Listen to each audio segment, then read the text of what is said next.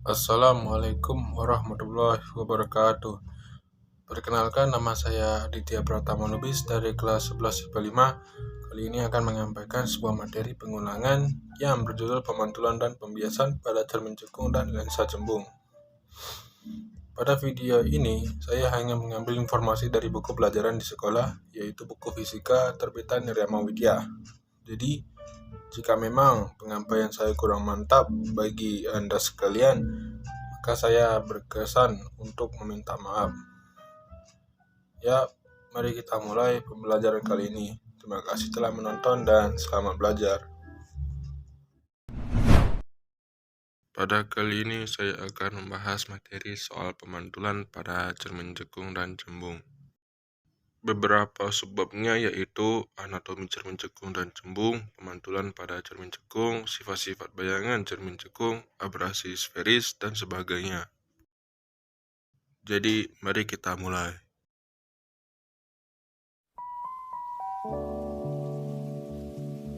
Yang pertama, anatomi cermin cekung dan cembung. Cermin-cermin ini merupakan jenis cermin yang melengkung. Cermin lengkung juga memiliki beberapa jenis, yaitu cermin silinder dan cermin bola, yang dimana cermin bola inilah perumpamaan dari cermin cekung dan cembung. Maksudnya, dalam cermin cekung, dari definisi bola tersebut, cermin cekung diumpamakan sebagai permukaan bola bagian dalamnya yang terlihat mengilat. Sedangkan cermin cembung diumpamakan sebagai permukaan bola bagian luarnya yang terlihat mengilat. Pemantulan pada cermin cekung. Ketika seberkas sinar sejajar mengenai sebuah permukaan cermin cekung, maka sinar-sinar tersebut akan memantul, lalu memotong dan akhirnya berkumpul pada satu titik kumpul. Dari penjelasan itu, maka cermin cekung pun juga disebut sebagai cermin konvergen atau cermin yang memiliki sifat mengumpulkan cahaya. Sinar-sinar istimewa cermin cekung diantaranya: 1. Sinar datang sejajar sumbu utama akan dipantulkan melalui titik fokus. 2. Sinar datang melalui titik fokus akan dipantulkan sejajar sumbu utama. Dan 3. Sinar datang melalui titik pusat kelengkungan cermin akan dipantulkan melalui titik itu juga. Selanjutnya, sifat-sifat bayangan pada cermin cekung, diantaranya: 1. Saat benda terletak di depan pusat kelengkungan cermin, maka benda tersebut membentuk bayangan nyata, terbalik, diperkecil, dan terletak di antara M dan F. 2. Saat benda terletak di antara pusat kelengkungan cermin dan titik fokus, maka benda tersebut membentuk bayangan nyata, terbalik, diperbesar, dan terletak di depan M. 3. Saat benda terletak di antara titik fokus dan vertex, maka benda tersebut membentuk bayangan maya, diperbesar, tegak, dan terletak di belakang cermin. Dan terakhir, saat benda terletak di pusat kelengkungan cermin, maka benda tersebut membentuk bayangan nyata dan terbalik.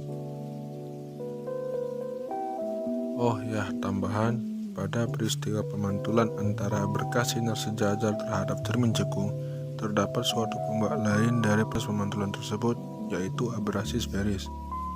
Abrasi sferis adalah suatu peristiwa di mana semua sinar sejajar sumbu utama tidak dipantulkan tepat pada titik fokus, namun ada sebagian yang terpantul lalu mendekati cermin.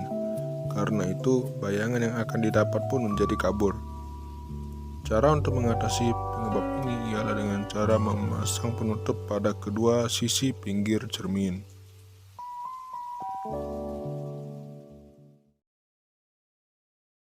There is one more type of a curved mirror. Do we know what it's called? Yes, a convex mirror. So what is a convex mirror? A mirror whose reflecting surface is curved outward is called a convex mirror. The question now is, how does an image formed by a convex mirror look like? Without further ado, let's find that out. We will draw a table on the right just like we did for a concave mirror.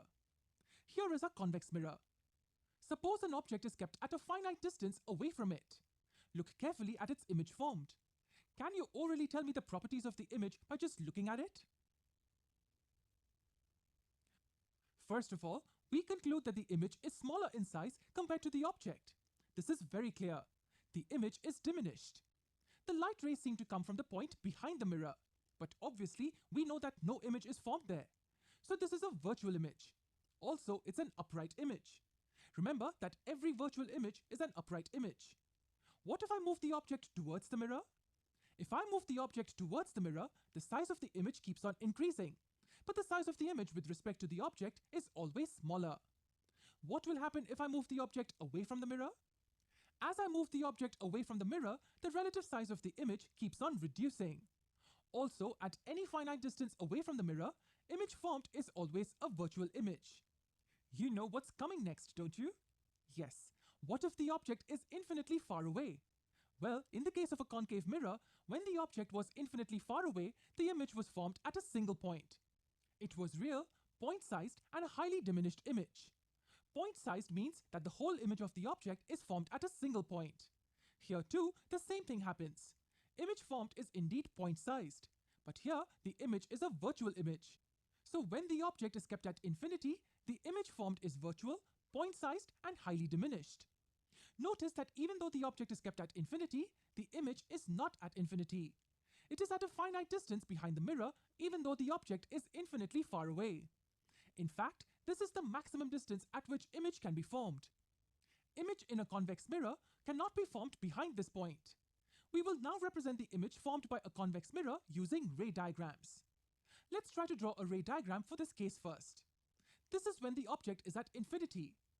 Our object will be the usual arrow, and suppose it's at infinity. Now if you remember, I told you that the rays of light coming from the object at infinity are considered to be parallel to each other. And we know that two rays are sufficient to draw a ray diagram, so we will take any two parallel rays striking the mirror. These rays will be reflected in such a way that laws of reflection are obeyed. We notice that the rays are diverging after reflection, and when we extend these rays backwards, they meet at a single point, which is the principal focus in this case. What does this imply? When we are looking at the image of an infinitely far away object, it appears to be formed at this single point behind the mirror.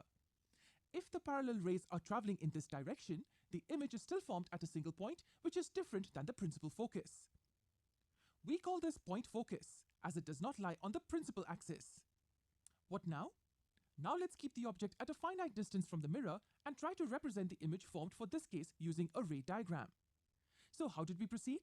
We only need to take any 2 points on the object which is represented by this arrow. Find out the image of these two objects' points first by drawing at least 2 rays emerging from each point. After reflection, all these rays will follow the laws of reflection. When we extend these rays backwards, we get our image locations.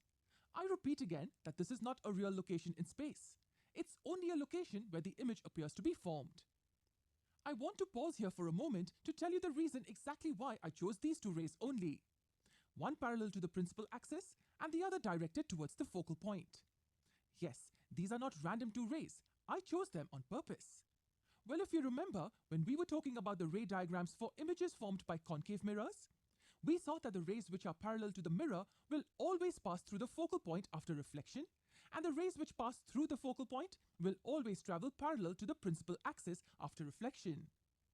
There, we had only used these 2 rays to draw all of our ray diagrams.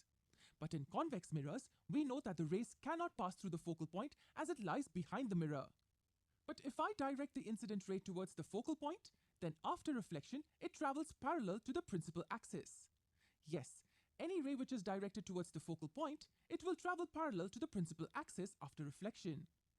Also, if the incident ray is traveling parallel to the principal axis, then after reflection, it will look as if it originated from the focal point. For instance, here, all these reflected rays seem to be coming from this focal point. With this bit of knowledge, let's jump back to where we were initially. Now I think you understood the reason behind my choice of these 2 rays. Okay, so let's quickly join these image points to get the complete image of the object. If we measure the length of the object and the image, we will find that the object's size is greater than its image. So we say that the image is diminished. Also, one more important thing that I must say is that the image's distance from the mirror is not the same as the object's distance from the mirror. If you remember, when we were discussing plane mirror images, the virtual image distance and object distance from the mirror were the same irrespective of where the object was placed. Here, Even though it's a virtual image, it does not follow that property. So, these two are the ray diagrams representing the image and its properties. When the object is infinitely away from the mirror, we get a point-sized image at the focal point. And as we keep moving the object towards the mirror, the size of the image keeps increasing and it appears to be coming closer to the backside of